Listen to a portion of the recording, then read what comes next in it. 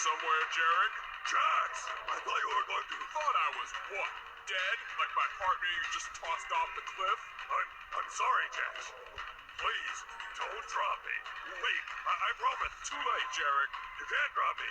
You have to uphold the law. You have to arrest me. Wait. This is brutality. You can't do it. Wrong, Jarek. This is not a brutality. This is a fatality.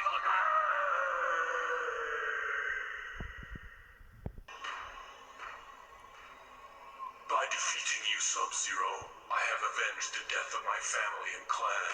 Now my soul can finally rest. Your soul will never rest, Scorpion. The Lin Kuei may have been responsible for your murder, but your family's true killer still remains free.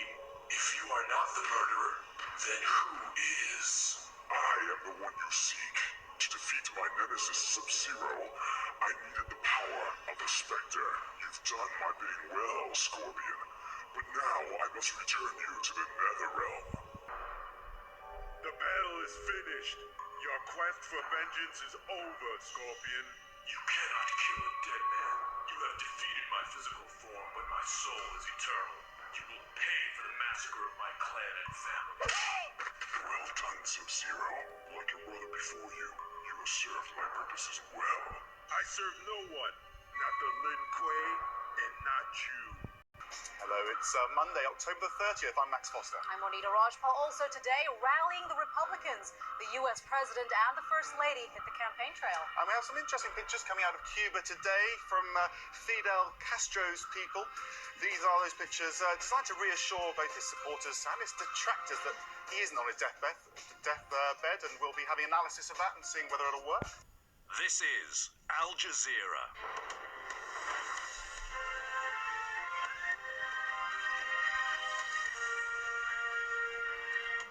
Welcome to the News Hour live from Doha. I'm Stephen Cole from Al Jazeera News Centres here in Doha, in London, and in Washington, D.C. These are the main stories. Suicide bombing in Israel. Now the mother of one of the bombers suggests they may have travelled across the border from Egypt. They were both from Gaza. One of them was from the military wing of the president's Fatah faction. Also on the programme, the battle for Chad enters a third day, with gunfire and shelling heard throughout the capital. I'm David Foster in Washington, D.C. on the eve of Super Tuesday as we get ready for the biggest presidential primary in U.S. election history. And I'm Barbara Serra with the top story from the London News Centre. Europe welcomes the re-election of Serbia's pro-Western president, but trouble looms as Kosovo gets ready for independence. Disasters in Russia. Scores dead after a fire at a retirement home and an explosion in a mine. Questions mount about how authorities are responding.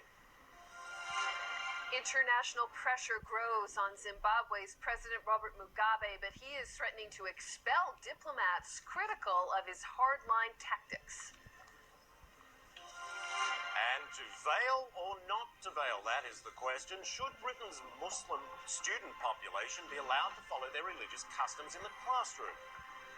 It is 5 p.m. in Moscow, 4 p.m. in Harare. Hello and welcome. I'm Colleen McEdwards. And I'm Michael Holmes. This is Your World Today. Well, it is a dark time in Russia right now, with two disasters accounting for more than 160 people killed. In Siberia, rescue teams are searching for a handful of miners. Farewell to Iraq. Tony Blair makes a final visit as Prime Minister, saying he has no regrets about the invasion. Another ceasefire agreed in Gaza, but less than an hour later, reports that it's already been broken. After 45 years on the throne, one of the world's longest reigning monarchs is laid to rest. This is BBC World. I'm Jonathan Charles. And I'm David Garrido. In 15 minutes' time, I'll have all the international sports news in Sport Today, including from the iconic towers to the new arch. Revamped Wembley Stadium gets ready to host its first FA Cup final. Another twist. The man accused by Britain with the murder of a former Russian spy speaks out, alleging British involvement in the poisoning death of Alexander Litvinenko. Another turn. The UN Security Council backs an international tribunal to prosecute suspects in the 2005 killing of a former Lebanese prime minister. Another piece to the puzzle. We are learning more about the chain of events that led to a man being placed in quarantine in the US for tuberculosis. This is Business International on CNN. Hello, I'm Owen Thomas in London. We'll have more on our top stories in just a moment. We'll also have market updates throughout the hour. Hi there and welcome to World Sport from London. I'm Don Riddell. We're going to start with the stunning news that Martina Hingis has tested positive for cocaine and retired from professional tennis for the second time. The former world number one, who won 5 Grand Slam singles titles, revealed the news of the positive test, which was made at Wimbledon in June. An angry and emotional Hingis says she is entirely innocent and says she'd rather quit the sport than spend years embroiled in legal battles. Help from on high to flood victims in South Asia, but millions are still cut off and desperate for assistance. Foot and mouth fear. New questions arise as the UK investigation intensifies. And a year away from the lighting of the Olympic flame in Beijing, is China ready to host the Games? It's 7 p.m. here in Beijing. I'm Andrew Stevens. And I'm Anthony Rao in Hong Kong. This is World News Asia. We'll get back to Andrew in Beijing shortly, but first, an unprecedented challenge. That's what UN workers call this year's South Asian monsoon season. Hello and welcome. This is the Journal on DWTV. I'm Shane Fankhauser in Berlin. And I'm Peter Delay. Welcome. Well, now to the headlines. International concern grows over Iran's announcement that it is producing nuclear fuel on an industrial scale. France's PPR enters the mass sporting goods arena with a bid for Puma. And US-based tourist Charles Simonyi and 2 Russian cosmonauts arrive at the International Space Station. Hello, welcome. UN nuclear inspectors are in Iran to visit a facility where Tehran says it's begun enriching uranium on an industrial scale. The routine visit is set to last a week. The US says Iran's announcement is another indication that it intended to defy the international community and further isolate itself. A triple bombing in Iraq, but this time a diplomatic convoy under attack.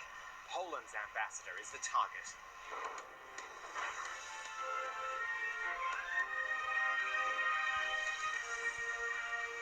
He survived, but 2 others were not so lucky, and the attack heaps yet more pressure on a key US ally in the battle for Iraq. Hello, welcome to the Al Jazeera News Hour. I'm Kamal Santamaria here in Doha.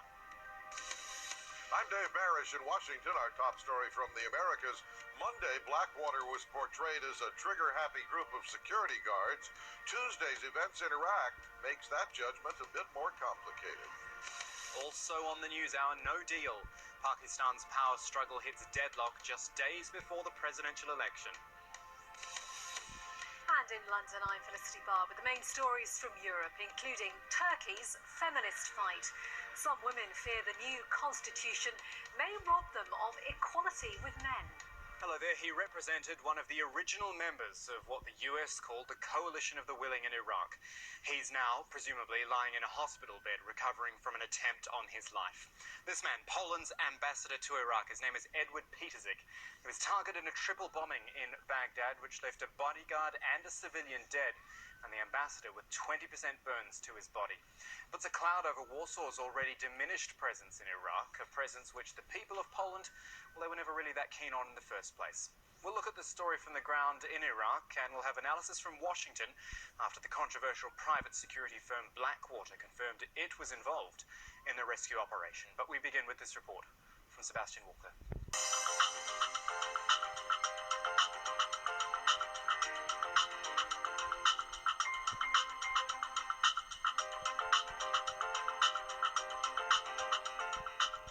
Welcome back. Investors on Wall Street took another big hit as stocks tumbled to their lowest level in nearly 2 months. The factors, huge quarterly losses from General Motors and the widening of a probe into mortgage selling.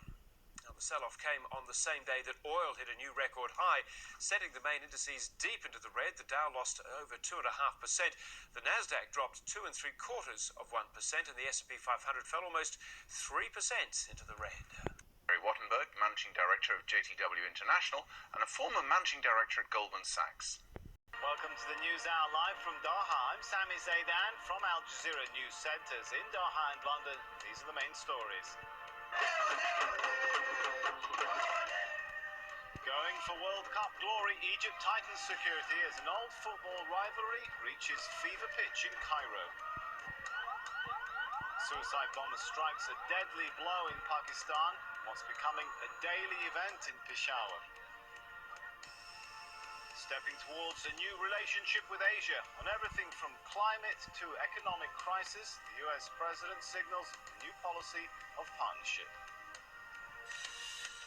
Also this news hour, I'm Hamish MacDonald in London with the top stories from Europe, including rape and torture. British soldiers are in the firing line over allegations of abuse in Iraq. Plus, a death in Venice. But why it's the city itself they're mourning.